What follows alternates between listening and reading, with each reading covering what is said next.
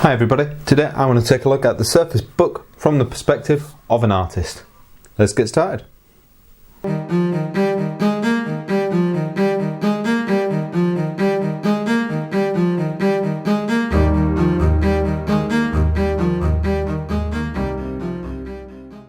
So yeah, here I go, and I've got the Surface Book 1 and I've got this Surface Pro 4 as well, and I've got the same spec models. I've got the i5 512, you know, the 8 gigs, and they're both brilliant machines. Now I wanted the Surface Book because it's a more powerful machine. It has a better graphics card, it has a longer battery life, and for me that's a solid thing.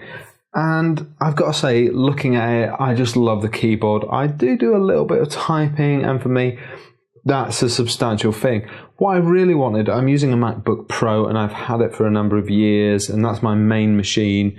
And yeah, I wanted something to replace it. So for me, yeah, I thought this might be the answer to it. Now, I've got to say, I think if I'd have gone for the top spec model, it might well have been that replacement that I was looking for. I don't want to run you through a full review of this, so to speak, because there are so many reviewers out there and I'm a bit late to that particular party. So yeah, okay, I'm not going to do that. But needless to say, I love it to bits, and I did want to just mention that.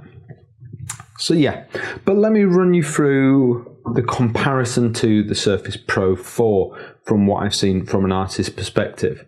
Firstly, the screen is a little bit bigger. When I say it's a little bit bigger, you might find it's kind of that much more around the top. The screen itself is the size of the entire Surface Pro 4, and you're thinking, does that really make a difference? You know, is it worth paying the extra money for? Well, it does actually seem to make the difference when you're drawing. You know, it's that thing of every bit of surface space helps on the screen. Every bit of screen space counts, you know. And for me, yeah, it really did make a difference. One other thing I'd like to add is, no matter which way you've got it, and I often flip the screen round on this, so I've got the screen facing outwards, I'm holding it like that, more like a notepad, and there's chunky space there that I can hold.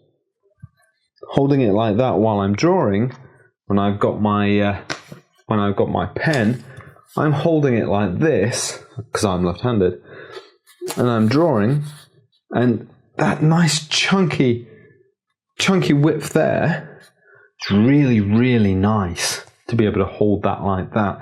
And I think, yeah, that and the bigger screen size makes it a really nice drawing experience.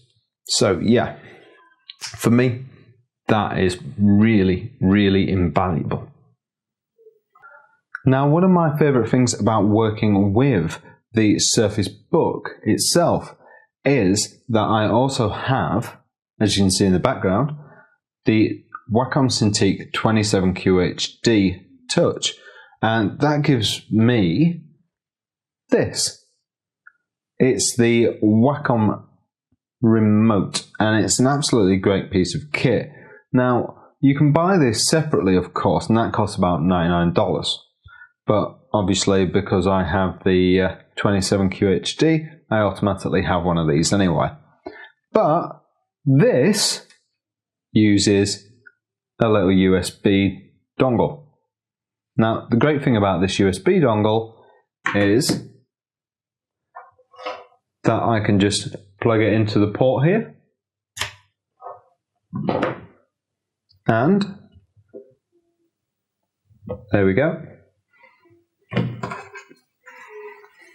When I flip the switch on,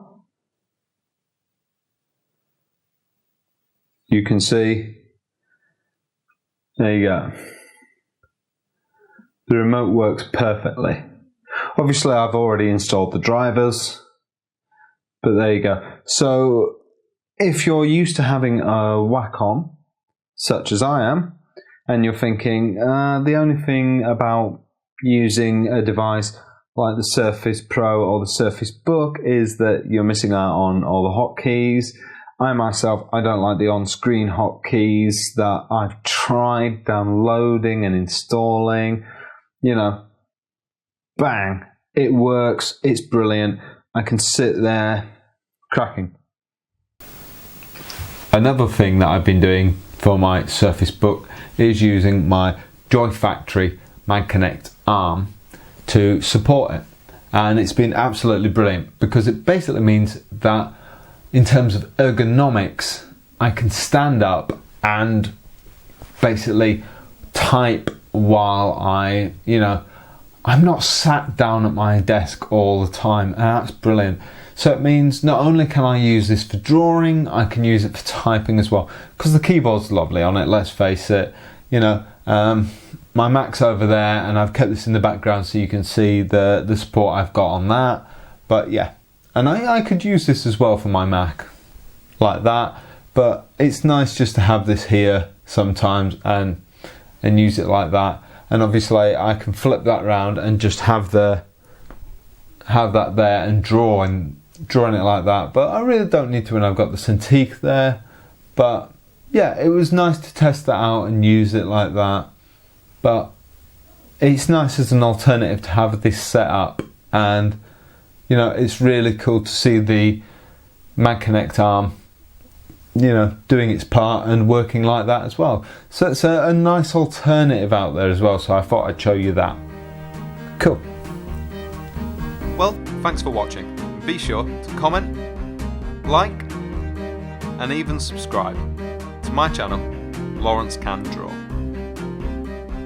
And if you really did like what you saw here, you can see more of it on my website, lawrenceman.co.uk. I'll see you next time.